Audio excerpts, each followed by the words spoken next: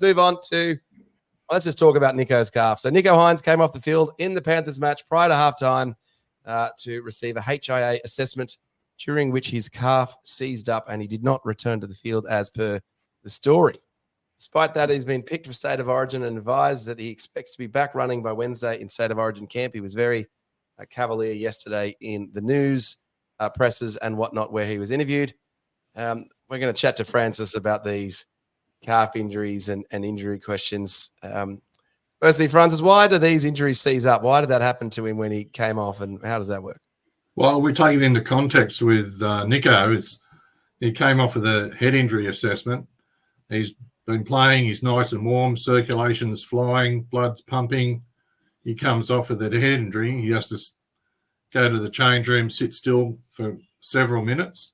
And, we were very familiar of seeing everyone on the bench getting up every 10 minutes, having a warm up and down the side of the field, keeping their circulation going. We're used to seeing people sitting on a bike and pedaling so they don't get this stillness of blood. And I think, you can be sitting still and your circulation slows, the muscle tension increases, you get build up or a side effect of exercise of chemicals in your muscle, and you can start to feel stiff and, the development of tension. And then that can put a bit of a doubt in your mind about performance. So, it's quite common. And that's, I think, that the situation of having to undergo the head assessment, stay still, relatively still for 10 or 15 minutes and then get the okay, but then find that, he doesn't feel, he's felt stiff and pulled up a bit lame in the calf. Also, 28-0. At 28-0 Francis, you're thinking, well, probably not going to come back here. If it was 16 all, do you think they try a little bit harder? I'm not sure how the ruling goes. They might look at some recovery mechanisms of, some massage and some stationary bike and try and get the circulation and the stiffness and soreness out. If it was that sort of a closer game or a finals game, definitely. But other than assuming that, I don't know any more details. But that's how they do often stiffen up. You would have gotten him back on. 2001, he would have gone back on if we'd have needed to win, but we didn't need to. All right, and then how does he treat this injury from here on out with his calf? Well, and he's got the call up for Origin was there, so of course he went up to IMED imaging at Miranda. We all saw that on the news yesterday, and he's walking up there and didn't have a limp, and the MRI scan will give a full detail of whether there's muscle tissue damage. It's very, very, very detailed. And don't fear, if there was a tissue tear, a calf tear, he would be ruled out because there's no way he'd get through training, let alone the games. So the side effect is similar to if we train very hard or have a heavy session running in the sand or a heavy session in the gym, you can feel quite sore the next day in your muscles. And that's the normal recovery mechanism of muscles releasing, again, chemicals around the muscles and making them sore. So, the focus of managing Nicho over the next week will be on recovery. He might have, ice and heat therapy. He might have, compression garments wearing. He might have a series of massage. And there'll be a lot of people looking after him and him helping himself. So there'll be a lot of that over the next couple of weeks. And that would need to carry on over the next few weeks when he gets back to the Sharks. There'll be a lot of continuing monitoring and a lot of extras going into being able to perform, So does this mean, 10 weeks before he's over this thing, or is he carrying this into the finals and then he needs some weeks off at the end of the season before? No, I think particularly the next 3 to 4 weeks, where it needs close monitoring and close relationship between him, trainers, physios, doctors, and coaches, so loads can be monitored. And it's a real team effort to get someone through like this, starting with the player. Francis, can I just ask with Origin again? It's my biggest complaint, biggest gripe through the season, because obviously he's going to play Wednesday night, quite a heavy workload. The game's in Sydney. It's obviously known as a bit of a grind out being Sydney, a wet Wednesday night. And then we back up and play Brisbane on a Saturday night. So it's something he's going to monitor. But obviously, you know, in Origin, they want him to play 80 minutes of full contact football. And then obviously Sharks want him to back up. But if it's something that, you know, we look ahead towards the finals, then his chances of backing up are slim each week to try and play 2 games in that sort of 5-day span, isn't it? It is. And I think, you know, the coaching staff and the player will have to look at, you know, possibly having a resting for that Broncos game if need be.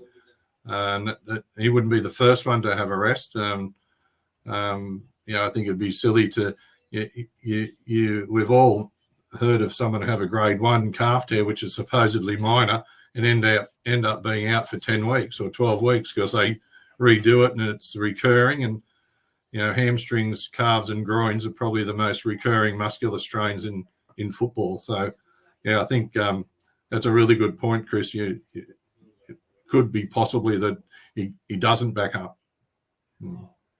Brett Kamali in 2004, I think, did his first hamstring. He was filling in, I think, for game 2. Did in training. I remember being interviewed. This first time he did a hammy. He was due to come back, I think, 4 weeks later, maybe grade 1, and then did it again. And it was basically almost the rest of the season. Yeah, I'm not sure if you were you part of the club when that happened. Well, I certainly was. Yeah. Yeah, on a side point, was eagle-eyed 6-year-old sitting with me and Franco at the game on Saturday night. We noticed that Sione Katoa during the warm-up the entire time was getting medical attention. It looked like a hamstring. Right. So not sure. Your son noticed that, Matty. Yeah, Ronan noticed. He said, Harodi's warming up and Katoa hasn't got off the ground. I'm like, what do you mean? Lo behold, there he was getting a feel of the field, and then would seem to be doing a bit of a fitness test, sprinting back and forward. And obviously Katoa was deemed fit and Harodi wasn't a late replacement. But I wonder... Right. If that influenced, obviously Katoa's named to play again this Thursday night. I don't think, not that he made any long runs or breaks or anything. I don't think he seemed hampered by it. Injured his hands. Well, yeah, but anyway, that would have been panicking if Harodi warming up. Yeah, that was the late-ish male that wasn't male at the time there. But yeah. All right, so let's close out the Nicho's calf. Should we be worried about that towards the end of the season, Francis? Is it going to affect his kicking? I don't think we need to worry about it now, about the long-term consequences for the next, 15 weeks. But certainly, monitoring his kicking load in the next 2 or 3 weeks, including, training for Origin, he might not be doing. I think we heard Cleary say that he doesn't. He's going to modify his amount of kicking he does last week because of his hamstrings, and I don't think Nicho's in the same boat. But over the next 10 days, he would certainly need to be careful and not overload his legs with extra kicking duties. Yeah, but in the long term for this season, no, I don't think we need to worry about it. All right. Well, there you heard it here first. Nicho's going to be fine. Daniel Atkinson or Trindle will be kicking in a couple of weeks when we work out which one of those two is going to partner. The team needs that anyway, so it's win-win, right? I think they do need the team. I was going to say maybe that was what went wrong. I think that with Nicho kicking too much, it was too predetermined that Nicho kicks every single time, and the Panthers' pressures on him was pretty telling. And so maybe that will be a good thing for him if Atkinson, and both Atkinson and Trindle have got good kicking games. So, let's share that love around a little bit. All right, well, let's move on to the next Sharks, guys, and some comments that have come through. Ryan says, hopefully after that loss, we do to para what Panthers did to us after the loss the week before. And yes, hopefully they do bounce back. Yeah. That has been the sentiment, certainly in the socials. And our dear friend Scott Latino said that if Harodi was in, we would have lost 100-0. All right, cool. Well, maybe. Off his head, that guy. That might be true. All right, well, let's talk about the other Sharks injuries that we've got floating around at the minute. Interestingly enough, the guys that I had in my notes that we were going to talk about, two key guys have been named. So, yeah, Sharks, while they've been performing pretty well this season, missing a few key players, we've seen the return of Toby Rudolf, who had a medial ligament problem with his knee, which prior to that was an ankle problem, and then turf toe. He has been picked this week. He's been off for, 4 weeks? Is that about right for a medial ligament, Francis? And do these things all related? Is he getting medial ligament problems because of these other things? Or the 3 injuries, a turf toe is when your big toe on your foot gets jammed up towards the ceiling with a lot of pressure, and it tends to tear the tissues underneath the toe, the tendons and ligaments. of the big toe joint where it joins your foot. And there's a thick plate, cartilage type plate underneath the big toe that can get injured as well. So they're usually a traumatic injury, just unlucky. The turf toe comes from being named because it's more common in synthetic turf than grass, but it still happens a lot in our football. I think earlier in the season he had a low-grade syndesmosis injury. We talked about that. Yep. And that's another twisting traumatic injury. Commonly comes from the hip drop type action, which is very topical at the moment. And the medial collateral ligament, that's the MCL of the knee, is also a traumatic incident of getting hit on the side of the knee and stretching or tearing the ligament. If we just look at a knee, just to orientate you, this is the front of the knee with the kneecap here. Yeah. And you can see the shin bone and the thigh bone. This little bone is the fibula. This is the tibia. So this is the outside. So this little represents a lateral collateral ligament. Turn it to the inside. You can see the shin bone, the tibia, the femur, the thigh bone. And this is the medial collateral ligament, or the MCL. So if it gets stretched, it can stretch. If it bends and stretches with a big force, it can then snap. So they're common. So has he been unlucky, Toby, then, Francis? He's been unlucky. I don't feel the three injuries are related. And football's a tough game. And, if you get through a season without a significant injury, or at least a grade 1, 2 muscle or joint injury, you're doing really well. So people like Brayley that have played, amazing number of games consecutively is incredible. Absolutely incredible. Is that more down to luck, Francis, if those guys get to play a huge number of games in a row, like Luke Douglas and Jason Taylor and Blake Brayley, or is it a bit of prep, or is it a combination? Oh, I think it's a combination. You're a little bit fortunate, but you probably look after yourself very well. You're very flexible, and work hard on your recovery, so you're not having to miss training or not get picked because you're too sore or hobbling. Yeah, right. Because Toby Rudolf is in the press, talked much about how he's gone off the drink and stretching and doing a whole bunch more. That has got to help. We know if we have a big night on the grog that we can have a hangover, and that hangover is pretty much due to dehydration, which is one of the side effects of alcohol, and the other one is it's an irritant, inflammatory chemical to our brain, so we get headaches. So alcohol creates a lot of inflammation in our body. So if you're trying to recover from training and recover from hard games, not having alcohol will reverse all that. So you'll be less dehydrated. You'll have more fluid to help recovery. You'll have less inflammation in your body, and your ability to recover will be a lot more effective. So, alcohol is not a good thing in the sense of the well-being of the body and recovering from training and stress in your body. And having alcohol repeatedly in your body creates a lot of oxidization and waste products in your body. We're often familiar with people taking antioxidants to stay healthy, because our body breaks down tissues in our body and creates chemicals that accelerates aging and accelerates degeneration in our muscles, joints, and tissues. So, I think it was a really wise choice for him to give it a miss. Yeah. Yeah, right. The hip drop tackle, you mentioned that briefly before, and the NRL is clearly trying to stamp down on it. Is it how many injuries do you see coming through your physiotherapy studio? Well, I think the hip drop's always been around, but like anything that the league and the media cotton onto and focus on, it becomes more seen and more recognised. And we see a lot of severe ankle sprains and high ankle sprains and syndesmosis type injuries from the hip drop type tackle. There was talk in the media through the week. I think it was Billy Slater and Brad Fittler were saying you've got to take into consideration, situations that contribute to why the player had to fall in that way. But if it's a straight out drag the player down with feet off the ground and hips down first, and I think it's quite fair to be penalised, the same as taking the legs out in the kicker.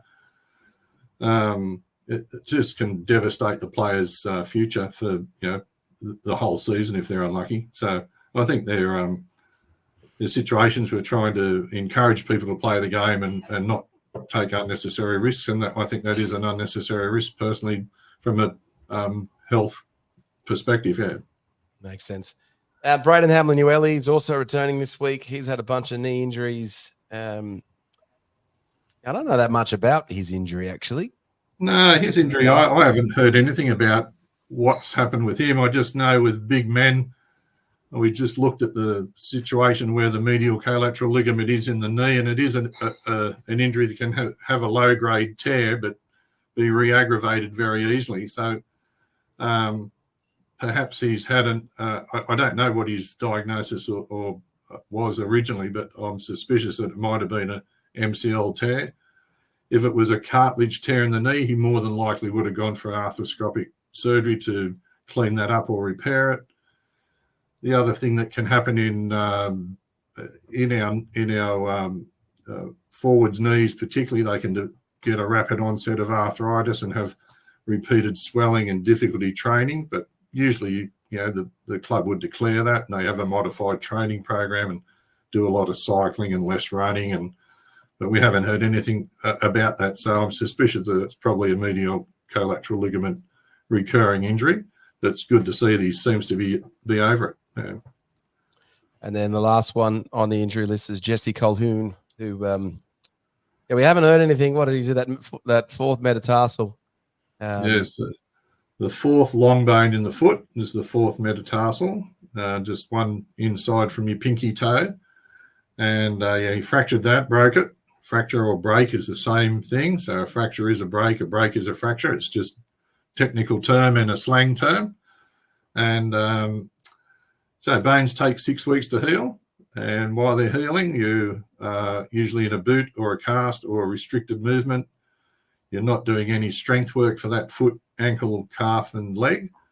And so once the bone's healed, he's got to get his movement back, get his strength, get his running, get his agility. So that will take, another, 4 to 5 weeks. So that would put him about, we haven't had any bad news, so no news is good news.